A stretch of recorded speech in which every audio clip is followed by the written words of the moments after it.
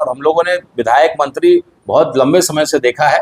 इसकी लालसा नहीं है, लालसा है कि उदाहरण स्थापित करे, समाज को कुछ दे करके जाए। ऐसे घूसखोर अफसरों को ऐसा सबक सिखाया जाएगा कि ढाका की इस धरती से पूरे बिहार में एक तहलका जाएगा, एक मैसेज जाएगा। कैसे नगर पंचायत की जमीन को, नगर परिषद जो ढाका है उसकी जमीन को इन्होंने कृषि का जमीन दिखा दिया और भुगतान भी कृषि के रेट से कर। इसको 5 किलो अनाज मिलता है, गरीब सोच रहा है कि भाई हमको चलो फ्री का माल है, 4.5 किलो मिल रहा है तो क्या होगा। अरे भाई आप ही के टैक्स के पैसा से मिलता है, वो फ्री का माल नहीं। ऑफिस में आप चले जाइए, आप देखिएगा आए दिन जो है कृषि के जमीन को आपको कहेंगे कि आवासीय का जमीन है, आपसे डिमांड करेंगे पैसा का और फिर कहेंगे कि ठीक है हम कृषि में कर देते हैं लेकिन आधा पैसा आप हमको दे दीजिएगा। देखिए आज ढाका विधानसभा का सबसे महत्वपूर्ण पद अपने गार्जियन, अभिभावक जो रिटायर्ड शिक्षक भी हैं, पॉलिटिकल साइंस के विद्यार्थी भी रहे और सोशल स्टडीज़ पढ़ाने का काम किया, साथ ही साथ ग्रामीण चिकित्सक भी बहड़वा लखन सेन के हमारे गार्जियन, अभिभावक, रिटायर्ड शिक्षक अरविंद कुमार सिंह जी को हम लोगों ने विधानसभा प्रभारी के रूप में नियुक्त किया है। और हमारी पार्टी और विचारधारा से और ख़ास करके असदुद्दीन ओवैसी साहब ने जिस तरीके से हिंदुस्तान को गर्वान्वित महसूस किया है और इस्लाम का मतलब सिखाया है और सही मायने में कि हमारा हिंदुस्तान एक है, कभी भी बाहरी दुश्मन से लड़ने का काम या ऐसी नौबत आएगी तो पूरा देश एक हो जाएगा, इसका उदाहरण स्थापित जो ओवैसी साहब ने किया उसको लेकर के प्रभावित थे और इन्होंने इच्छा जाहिर की कि मैं पार्टी के लिए, आपके लिए जुड़ करके काम करना चाहता हूं। गार्जियन स्वरूप तो इनका स्नेह मुझे मिलता ही था, लेकिन आज बाकायदा पार्टी ज्वाइन करके और सबसे बड़ी जवाबदेही, चुनाव लड़ने की जवाबदेही, चूंकि शिक्षक भी रहे हैं और चिकित्सक के रूप में भी काम कर रहे हैं, तो समाज की जो बीमारियां हैं जैसे घूसखोरी से लेकर के आज रजिस्ट्री ऑफिस में आप चले जाइए, आप देखिएगा आए दिन जो है कृषि के ज़मीन को आपको कहेंगे कि आवासीय का ज़मीन है, आपसे डिमांड करेंगे पैसा का और फिर कहेंगे कि ठीक है हम कृषि में कर देते हैं लेकिन आधा पैसा आप हमको दे दीजिएगा। तो तरह तरह का घूसखोरी जैसी बीमारियां जो समाज में हैं, भ्रष्टाचार की बीमारियां हैं, गरीब मजलूम जिसका कोई लड़ाई लड़ने वाला नहीं है, थाना से लेकर के जगह जगह उनको प्रताड़ित किया जाता है।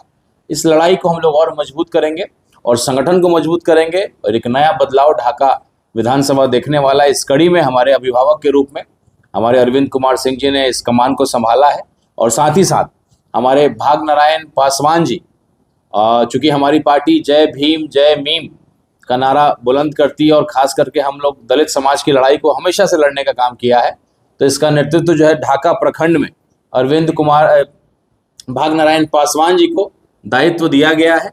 और हमारे भाई विभूति जी, जिनको राजन जी के नाम से भी जाना जाता है, मेरे भाई समान हैं और हम लोग को बराबर मदद करते हैं हर जगह, भाई की रिश्ता के नाते हम लोग एकजुट होकर के।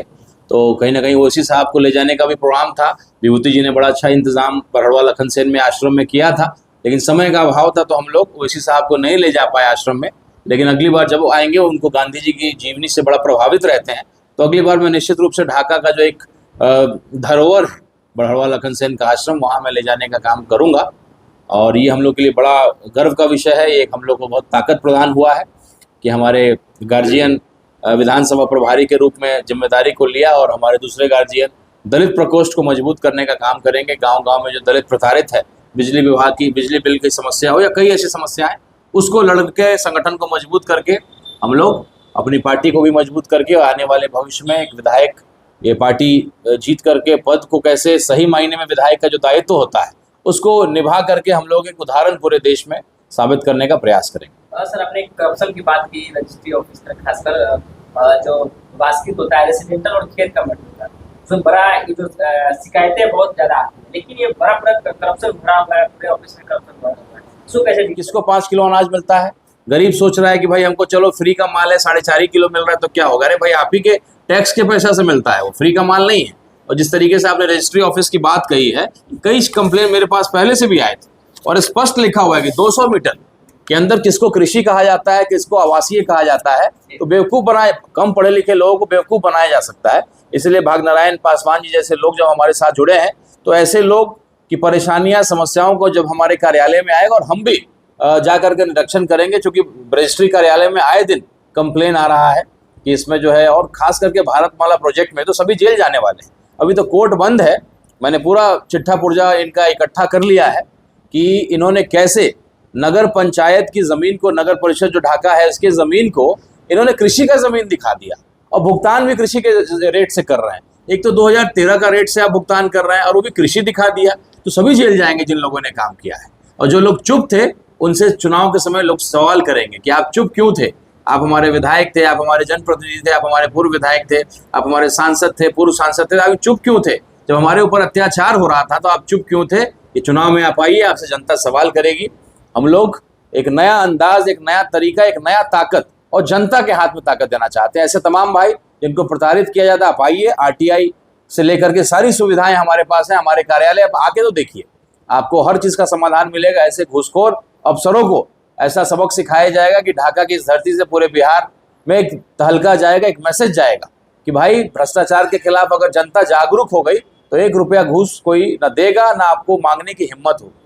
तो इस कड़ी में हम लोग काम कर रहे हैं। भारतमाला भी प्रोजेक्ट को 15 तारीख को जब कोर्ट खुल जाएगा तो उसमें हम लोग इसमें आगे सुनवाई करेंगे और रजिस्ट्री ऑफिस से लेके यहाँ पे ब्लॉक ऑफिस से लेके सीओ ऑफिस से लेकर के लगातार घूसखोरी का काम चल रहा है, उसके खिलाफ हम लोग बाकायदा सबूत इकट्ठा कर रहे हैं, शिकायतें इकट्ठा कर रहे हैं और एक ही बार एक बड़े पैमाने पे हम लोग धरना करके और सारी चीज़ों को उजागर करेंगे। चुनाव के महज कुछ ही दिन बच गए, कितना आपने आकलन किया ढाका? देखिए, ढाका विधानसभा बहुत ही एक सबसे बड़ा विधानसभा है, लगभग 450 बूथ है यहाँ पे और जो पंचायतें हैं यहाँ पे 25 वार्ड, जो आपके नगर पंचायत में 23 आपको, सबसे बड़ा विधानसभा इस इलाके का है और एक बड़ी आबादी यहाँ रहती है, तो निश्चित रूप से बहुत बड़े वोटर्स की संख्या है। तो हम लोग अभी अपनी सेना को तैयार कर रहे हैं, अपने सेनापति को तैयार कर रहे हैं।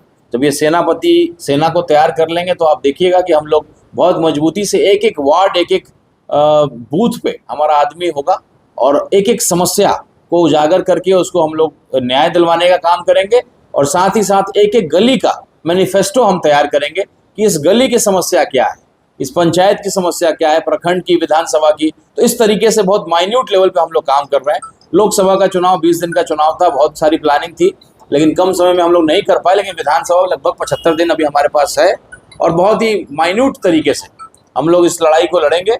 और आप पत्रकार भाइयों का साथ मुझे मिले, बस यही आपसे आग्रह है, क्योंकि कोई भी लड़ाई को आगे तक पहुंचाने में पत्रकार भाइयों का सबसे अहम भूमिका रहता है।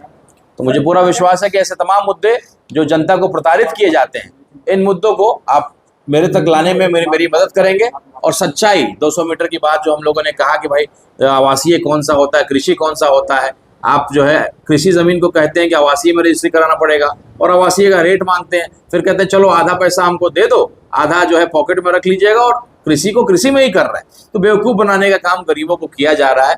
ऐसी बहुत सारी चीज़ें हो रही हैं, इसकी लड़ाई लगातार हम लोग लड़ेंगे। आप मेरे कार्यालय में आप आइए, आपका स्वागत है। ऐसे मुद्दे जो भी आते हैं, हमारे अध्यक्ष जी यहाँ परमानेंट आपको मिलेंगे, हमारे राशिद साहब हैं, हमारे कार्यकर्ता यहाँ हैं जो बराबर आपको मिलेंगे और आपकी लड़ाई को लड़ेंगे। सर, क्या लग रहा है जिस तरह से आपके पार्टी में एक लोग जुड़ते जा रहे हैं, जिसका आकलन नहीं जाती है, लेकिन ज्यादा संख्या में हिंदू जुड़ रहे हैं, क्या मैसेज दे रहे हैं? और विधानसभा में AIM के आने से कहीं न कहीं खौफ तो बना है, क्या कहेंगे? देखिए, ईमानदारी से कोई लड़ाई लड़ता है तो समय लगता है, लेकिन अंततः जीत जो है सत्य की होती है। और हम लोग यहाँ हिंदू मुसलमान करने नहीं आए, हम लोग यहाँ विकास की बात करने आए, जनता की हक और जनता की ताकत जनता को लौटाना चाहते हैं। तो जब ईमानदार प्रयास को लोग देखते हैं तो सराहते हैं। और इस तरीके के जैसे हमारे गार्जियन आज हम लोग के पास आए हैं, एक बड़ा दायित्व इन्होंने लिया है और कई लोग भी, हिंदू का तो फौज खड़ा हो जाएगा, बगल में हमारे विभूति भाई खड़े हैं, नौजवान तो लाइन लगा के खड़े हैं। खास करके मेरे समाज तो मेरा परिवार की तरह है, लोग उंगली उठाते होंगे, उनको मैं बहुत जल्दी, मैं चाहता हूं कि पहले आप सवाल तो करिए और इतना ज़बरदस्त जवाब दूंगा कि आपके सवाल का धज्जी उड़ जाएगा। तो ये आप देखते रहिए जिस तरह का प्रभाव हम लोग की तरफ हर समाज का आ रहा है। अभी तो हम लोगों ने ट्रेलर भी नहीं दिखाया, अभी शुरू करेंगे जब पिक्चर, तो आपका ज़मीन तले जो है, आपके पैरों तले ज़मीन खिसक जाएगा, क्योंकि आप लोगों ने वो काम किया नहीं, आपको मौका मिला, दोनों लोगों को आपको मौका मिला, लेकिन आप लोगों ने कभी वो काम नहीं किया। और सामने दिख रहा है ना, आपने भारतमाला में क्यों नहीं कुछ बोला? आज 5 किलो अनाज नहीं मिलता, आप क्यों कुछ नहीं बोलते हैं? आज रजिस्ट्री ऑफिस में घूस मांगा जाता है, कृषि जमीन को कहा जाता है कि आवासीय को कहा जाता है कमर्शियल में रजिस्ट्री करा लीजिए। इतना घूसखोरी हो रहा है तो आप क्यों कुछ नहीं बोलते हैं? आप पैरवी करते हैं तो आंख मार के पैरवी करते हैं कि भाई खाली दिखावा कर रहे हैं कि जनता का पैरवी कर रहे हैं, काम मत करना, क्योंकि कमीशन आप लेके बैठे हुए, तो कहाँ से आप पैरवी कर पाइएगा? जिस तरीके से राणा रंजीत चिल्लाता है, डंके की चोट पे बोलता है, क्योंकि ईमानदार है। तो अगर आप ईमानदार होंगे तभी आप उंगली उठा सकते हैं, अपने सवालों से, अपने कलम से, अपने RTI से, लोक शिकायत से आप अफसर का कॉलर पकड़ सकते हैं। आप कहने का जितने भी अभी जो बजट में सत्ता पर बैठे हुए हैं, जीते हुए हैं, वो सब इसमें सम्मिलित करना चाहते हैं। जनता कहती है ना, आप चुप क्यों हैं? अगर बताइए 5 किलो अनाज अगर नहीं मिलता है तो आप चुप क्यों हैं? अगर आपको कमीशन नहीं मिलता है तो, अगर बिजली विभाग में लोगों को प्रताड़ित किया जाता है, गलत बिजली बिल दे करके उनको सिरिंज से खून चूसा जाता है, तो आप चुप क्यों हैं? या तो बहुत बड़ा कमीशन ले रहे हैं, नहीं तो फिर ईमानदार बन जाइए, कम से कम अंत के 6 महीना तो ईमानदार बन जाइए। तो अब तो बोलना शुरू करिए, कम से कम ढाका में राणा रंजीत सिंह के आने के बाद इतना तो हो गया है कि अभी सब विधायक लोग जो है निकल गए, माफी मांगना शुरू कर दिया, अपने कमियों को बताना शुरू कर दिया, अपनी गलतियों को स्वीकारना शुरू कर दिया, तो इतना तो हो गया है। आज पूरे बिहार के 243 विधानसभा में मुझे लगता है कि ढाका जो है अब गर्माहट जो है चुनाव का महसूस कर रहा है। क्यों? क्योंकि एक ईमानदार और एक मजबूत व्यक्ति इस बीच आ गया और आपको आईना दिखाने का काम कर रहा है। तो जो भी नौजवान, पढ़ा लिखा नौजवान, और हम लोगों ने विधायक मंत्री बहुत लंबे समय से देखा है, इसकी लालसा नहीं है, लालसा है कि एक उदाहरण स्थापित करें, समाज को कुछ दे करके जाए।